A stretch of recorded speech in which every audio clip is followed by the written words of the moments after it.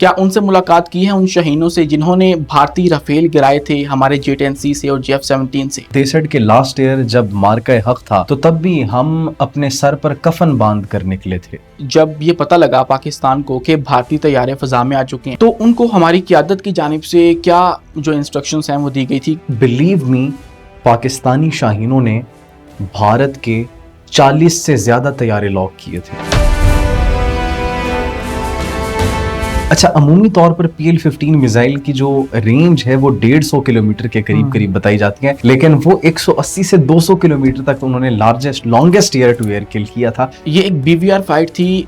ऐसा नहीं था कि दूसरों के दुश्मन के जो जहाज हैं वो सामने थे आपके, आपने उनको देखकर मार दिया। तैयारा है वो 180-200 किलोमीटर दूर है, सरहद से पीछे है, अपनी फिजाई हुदूद से भी पीछे है। वो तैयारे नजर नहीं आ रहे, लेकिन पाकिस्तान ने उनको उस स्क्वाड्रन के मुतालिक बताइए कि जिसने तमाम तर जो कारनामा है वो सर अंजाम दिया था, जो J-10C उड़ाने वाले हैं, JF-17 उड़ाने वाले। वो स्क्वाड्रन जिन्होंने मार्का हक के अंदर बड़ा एक इंपॉर्टेंट रोल प्ले किया था और दुश्मन को शिकस्त दी थी, स्क्वाड्रन 15 कोबरास के नाम से वो जाना जाता है। J-35 इसके मुतालिक भी रिसेंटली बहुत सी अपडेट सामने आई हैं। क्या आपको लगता है कि इसी साल के अंदर पाकिस्तान J-35 प्रोक्योर कर लेगा? पाकिस्तान के लिए तैयार हो चुकी हैं J-35। बिस्मिल्लाहिर्रहमानिर्रहीम, अस्सलाम वालेकुम। मैं हूं उमैस मुनीर, आप देख रहे हैं हमारा यूट्यूब चैनल। नाजरीन, मई 2025 आपको मार्के हक तो याद होगा। उस मार्के हक में शिरकत करने वाले पाकिस्तान एयरफोर्स के वो शहीन जिन्होंने भारतीय राफेल गिराए थे, जिन्होंने भारत का दिफाई निज़ाम S-400 तबाह किया था।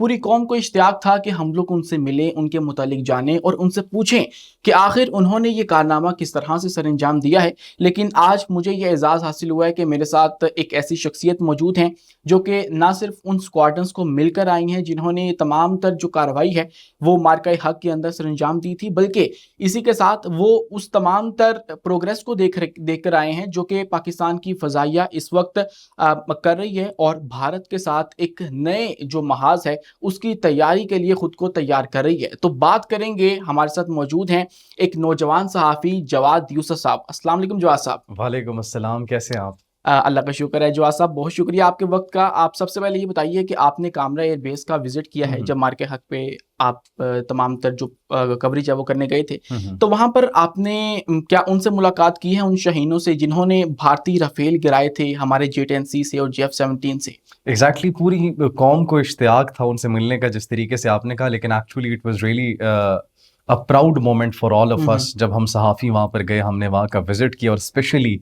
उन स्क्वाड्रंस से मिले और उन ऑफिसर्स से मिले जो कि इस ऑपरेशन के अंदर, मार्का हक के अंदर शामिल थे।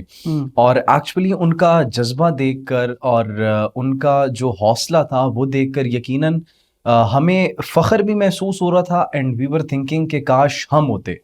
मतलब वहाँ पर एक अलग ही वाइब थी और ऐसा लग रहा था कि यार इनके साथ साथ हम भी जो है वो भारत की ईंट से ईंट बजा दें। बिल्कुल कोई डर नहीं था उनके दिलों में, कोई खौफ नहीं था। एंड दे सेड के लास्ट ईयर जब मार्का हक था तो तब भी हम अपने सर पर कफन बांध कर निकले थे और हमें सिर्फ एक ही जो है वो हमारी मंजिल नजर आ रही थी और वो थी शहादत, कि आज इस कौम की खातिर, इस मुल्क की खातिर, इस सरजमीन की खातिर, इन माओ बेटियों बहनों की हिफाजत की खातिर अपनी जानों को कुर्बान कर देना है। और जवाद, अब मुझे ये बताइएगा कि क्या उन्होंने आपको ये बताया कि जब ये पता लगा पाकिस्तान को कि भारतीय तैयारे फजा में आ चुके हैं तो उनको हमारी क़यादत की जानिब से क्या जो इंस्ट्रक्शंस हैं वो दी गई थी कि आपने क्या करके वापस लौटना है या किस हद तक आपने जो है वो पेनिट्रेट करना है या उनको रिटेलिएट करना है? बड़ा आपने इंपॉर्टेंट क्वेश्चन किया। यही सवाल मैं वहाँ पर एक मौजूद अफसर, मैं नाम नहीं लूँगा, मैंने उनसे किया। मैंने कहा कि क्या वाकई में हमने सिर्फ 5 से 8 तैयारों को लॉक किया था या फिर हमने इससे ज़्यादा तैयारों को लॉक किया था और हम गिरा सकते थे? इंस्ट्रक्शंस क्या थी? तो उन्होंने कहा, जो उस ऑपरेशन के अंदर उस स्क्वाड्रन का एक पायलट मौजूद था, उसने कहा कि हमें क्लियर इंस्ट्रक्शंस थी और हमें जो अहकामात थे वो बिल्कुल वाज़े तौर पर मिले थे कि we have to beat the hell out of them, कि हमने छोड़ना नहीं है इनको। और अल्लाह सुब्हानहू व तआला की मदद व नुसरत थी और इस कौम की दुआएं थी। ये बात उनकी बड़ी मुझे पसंद आई कि उन्होंने कहा कि अल्लाह सुब्हानहू व तआला की मदद और नुसरत और इस कौम की दुआओं के बगैर कुछ पॉसिबल नहीं था। हमें इंस्ट्रक्शंस दी गई थी, हम गए। लेकिन उमैस साहब, यहाँ पर जो इम्पोर्टेंट बात है वो ये है कि ये सेकंड्स का, मिली सेकंड्स का खेल होता है। उन्होंने कहा कि तैयारे लॉक हम कर रहे थे एंड बिलीव मी, पाकिस्तानी शाहीनों ने भारत के 40 से ज्यादा तैयारे लॉक किए थे। ऑब्वियसली उनके जो तैयारे हैं वो 80 के तादाद के अंदर फिजा में आ चुके थे। 40 से ज्यादा तैयारे लॉक हुए थे, और ये सिर्फ हमने उनको पैगाम देना था। हमने जो उनके 8 तैयारे गिराए, ये सिर्फ उनको एक पैगाम देना था कि what we are capable of doing. ये उनको सिर्फ एक हमने छोटा सा ट्रेलर दिखाया था, एक सरप्राइज छोटा सा दिया, एक पैगाम पहुंचाया। एग्जैक्टली तो हमारे वहां पर शाहीन फॉर्मेशन में गए, उन्होंने S-400 को तबाह किया, और फिर लॉन्गेस्ट एयर टू एयर किल। मैं जब वो मिसाइल्स देख रहा था JF-17 थंडर के साथ, जो और उसके साथ साथ J-10C के साथ जो लेकिन जवाब PL-15 यहाँ पर एक मिसाइल्स और लगे हुए चीज थे। भी क्लियर करते हैं, वाज इट JF-17 थंडर और J-10C जिसने राफेल गिराए थे या उनको लॉक किया था या उनको हिट किया था? एग्जैक्टली तो JF-17 थंडर से हमने जो उनका S-400 है उसको हमने तबाह किया था, और जो J-10C है उनसे हमने लॉन्गेस्ट एयर टू एयर किल किया था।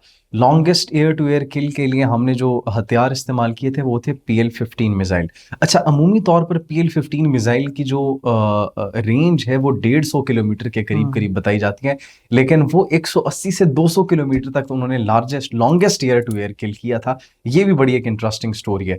तो वो चूंकि अब मैं ज्यादा डिटेल्स के अंदर तो नहीं जाऊंगा क्योंकि दिफाई मामलात होते हैं, पेचीदा मामलात होते हैं, लेकिन फॉर द फर्स्ट टाइम जब मेरी वहां पर ऑफिसर से बात हो रही थी, उन्होंने कहा कि दुनिया जो किताबों में पढ़ती थी, दुनिया जो वॉर स्ट्रैटेजी का जिक्र करती थी, पाकिस्तान एयरफोर्स ने उस वॉर स्ट्रैटेजी को इंप्लीमेंट करके दिखाया। And that is the reason the whole world is now looking at Pakistan air force. That is why the west is afraid of PF। West इसीलिए पाकिस्तान एयरफोर्स से डर रहा है कि यार जब एक 150, 120, 130 किलोमीटर का लॉन्गेस्ट एयर टू एयर किल है, एक मिसाइल की रेंज 150 किलोमीटर है, और उनसे बचने की सलाहियत भी दीगर मुल्क रखते हैं जी। लेकिन जब वो ये देखेंगे कि 150 किलोमीटर तक की रेंज वाला वो 200 किलोमीटर तक 180 से ऊपर जाकर लॉन्गेस्ट एयर टू एयर किल कर रहे हैं, तो वो अपने एयर डिफेंस सिस्टम्स को देखेंगे ना, वो अपने जहाज़ों को देखेंगे, वो अपने सिस्टम्स को देखेंगे कि यार हमारे सिस्टम में कोई मसला है, ये कैसे पॉसिबल हो गया। तो पाकिस्तान एयरफोर्स ने उनको वो जो पढ़ते थे, जिनका जिक्र किया जाता था, वो एक्चुअली इंप्लीमेंट करके दिखाया। इसीलिए अब ये दीगर ममालिक जो हमारी JF-17 थंडर की डील्स हो रही हैं, वो सिर्फ JF-17 थंडर नहीं ले रहे, बल्कि वो पाकिस्तान एयरफोर्स से ट्रेनिंग भी लेना चाहते हैं। पाकिस्तान की वो स्ट्रेटजी सीखना चाहते हैं। पाकिस्तान एयरफोर्स के शाहीन उनको ट्रेन करे कि हाउ वाज दिस पॉसिबल, कि नामुमकिन को मुमकिन कर दिखाया इन्होंने। जवाद, वही मैं रिसेंटली इस तमाम तर मार के हक को स्टडी कर रहा था, तो मुझे पता चला कि ये कोई डॉग फाइट नहीं थी, और ये एक BVR फाइट थी। ऐसा नहीं था कि दूसरों के दुश्मन के जो जहाज हैं वो सामने थे आपके, आपने उनको देखकर मार दिया। बिल्कुल, डॉग फाइट में आप देखें कि बिल्कुल आपके आमने सामने जहाज होते हैं, बियॉन्ड विजुअल रेंज, इस तरह BVR फाइट थी। क्योंकि मैंने आपको बताया कि एक तैयारा है वो 180-200 किलोमीटर दूर है, सरहद से पीछे है, अपनी फिजाई हुदूद से भी पीछे है, आप उसे देख नहीं सकते, कुछ भी नहीं सकते। तो this is what the world was thinking कि हाउ वाज दिस पॉसिबल। दुनिया को इसी बात ने तो हैरान किया कि BVR बियॉन्ड विजुअल रेंज ये फाइट है, और उसमें 180-200 किलोमीटर तक दूर नजर भी नहीं आ रहा, और पाकिस्तान ने ऐसी कैसे मतलब टेक्नोलॉजी की इंटीग्रेशन की। हमारे जो एवियोनिक्स हैं उनको हमने अवेक्स तैयारों को किस तरीके से इंटीग्रेट किया हमारे मिसाइल्स के साथ, J-10C के साथ, वो तमाम तरह एक प्रोसेस था जिसकी दुनिया बात करती थी, लेकिन दुनिया ने देखा कि पाकिस्तान ने वो करके दिखाया कि वो तैयारे नजर नहीं आ रहे, लेकिन पाकिस्तान ने उनको गिरा दिया। अच्छा जवाब, मुझे उस स्क्वाड्रन के मुतालिक बताइए कि जिसने ये तमाम तर जो कारनामा है वो सर अंजाम दिया था, जो J-10C उड़ाने वाले हैं, JF-17 उड़ाने वाले, वो स्क्वाड्रन जिन्होंने मार्का हक के अंदर बड़ा एक इंपॉर्टेंट रोल प्ले किया था और दुश्मन को शिकस्त दी थी, स्क्वाड्रन 15 कोबरास के नाम से वो जाना जाता है। बड़े खतरनाक और पाकिस्तान का one of the best squadrons.